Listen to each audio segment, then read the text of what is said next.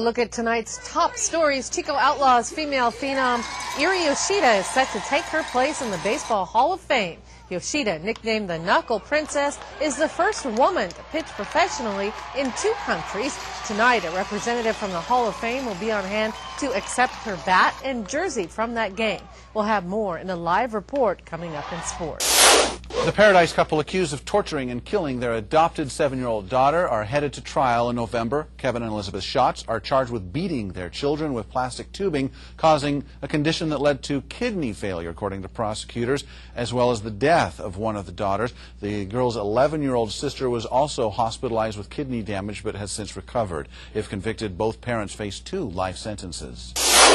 Glenn County's public safety could soon be at risk after the latest round of budget cuts by supervisors. To help ease the budget deficit, the board voted to cut more than $400,000 from the sheriff's budget for the next fiscal year. Sheriff's officials say that would make 24-hour patrols impossible. The department will have to eliminate graveyard patrol, which means no deputies on patrol at all for 2 hours each day. The agency is down to 6 deputies and 2.5 sergeants. A chemical breakthrough is bringing a new, more natural product to food safety. Action News reporter Britt Carlson has more on Organic Chico Wash and how it could preserve fresh foods and save them from contamination.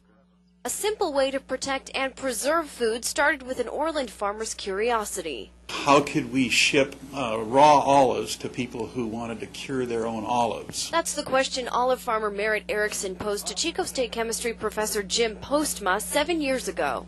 So then in 2003, I decided to go to the chemistry department and ask them if we can come up with an organic formula that would hold the olives firm, fresh, and green all year, where we can home cure them. Postma got right to work, tweaking the olive industry technique of using sodium benzoate and vinegar to help the fruit last a little longer. I suggested we also try ascorbic acid or vitamin C, since its chemistry is quite similar to the benzoate. And sure enough, when we tried that, not only did the vitamin C work, it actually worked better. From years of research and development, Postma and Erickson launched Organic Chico Wash, a solution that promises not only to help food keep, but will also kill most bacteria. Once we found that it killed bacteria and even molds and stuff like that, then it was, well, this maybe is useful in other contexts, like killing salmonella in almonds and in lettuce. We're killing bacteria in 30 seconds. It works on more than just food.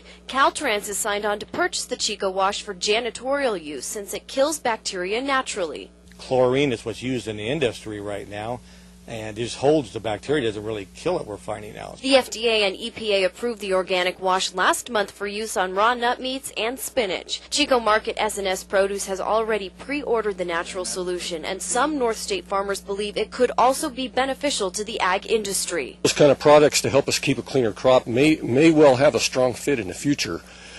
Particularly, I think, for organic growers. Using the solution at home or in the fields could be a major problem solver in keeping food clean and safe. For Action News, I'm Britt Carlson.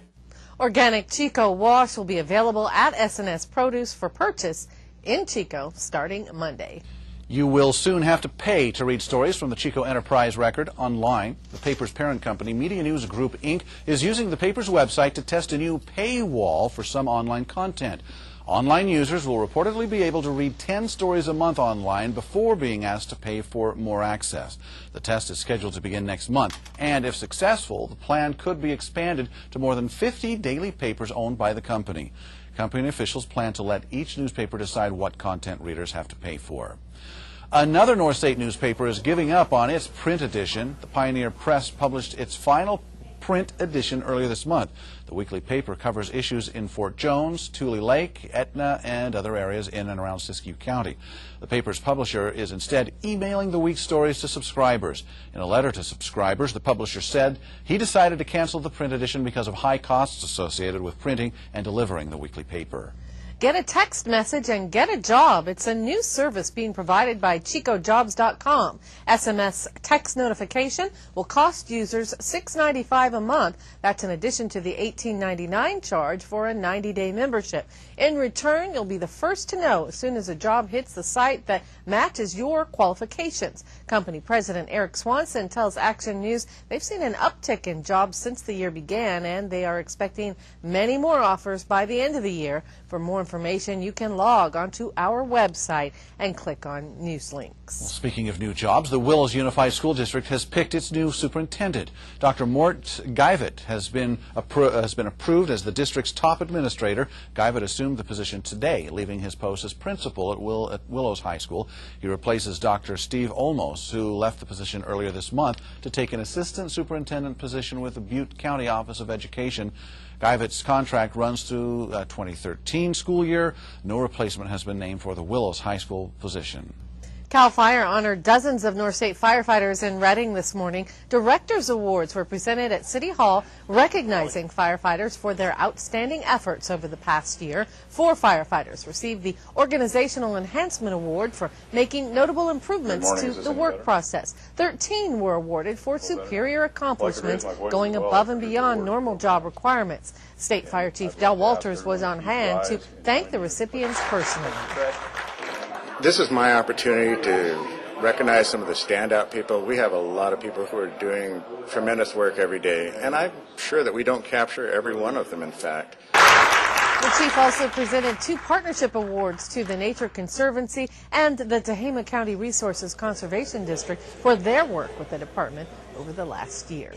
It's an energy-boosting snack that's healthy to boost, and it's I think I wanted to say healthy to boot. There we go. And it's made right here in the North State.